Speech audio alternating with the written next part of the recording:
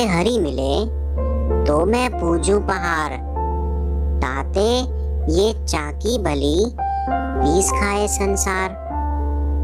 अब हम इसका अर्थ समझने का प्रयास करते हैं। पाहन पूजे हरि मिले। पाहन, पाहन का अभिप्राय है पत्थर। पूजे हरि मिले, हरि से अभिप्राय है ईश्वर भगवान, परमात्मा की प्राप्ति। अब इस प्रथम पंक्ति में पाहन पूजे हरि मिले।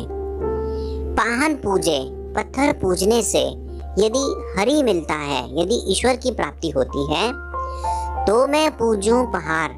कबीरदास जी कहते हैं कि यदि पत्थर की मूर्ति पूजने से यदि ईश्वर की प्राप्ति होती है, तो भाई मैं सबसे पहले तो पहाड़ पूजता हूँ, क्योंकि पहाड़ पूजने से तो मुझे सबसे अधिक ईश्वर की प्राप्ति होगी।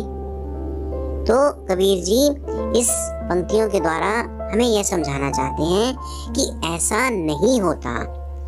वास्तव में होता क्या है, तासे ये चाकी भली पीस खाए संसार। अब चक्की पत्थर की बनी होती है और मूर्ति भी पत्थर की बनी होती है।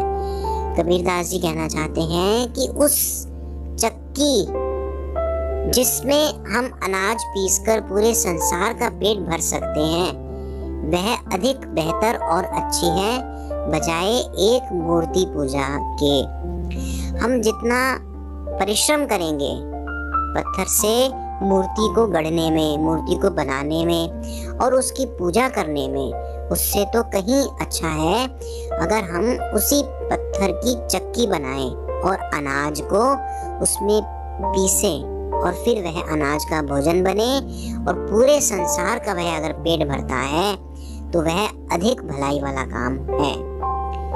अभिप्राय, अब हम इस दोहे का अभिप्राय समझते हैं।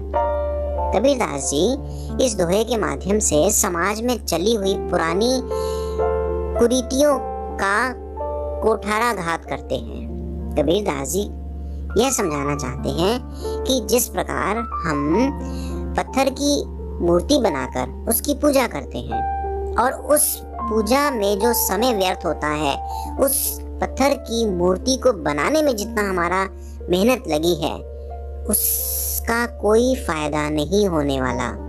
पत्थर की मूर्ति बनाने और उसकी पूजा करने से यदि ईश्वर की प्राप्ति होती तो मैं सबसे पहले पहाड़ पूजता हूँ, लेकिन ऐसा नहीं होता।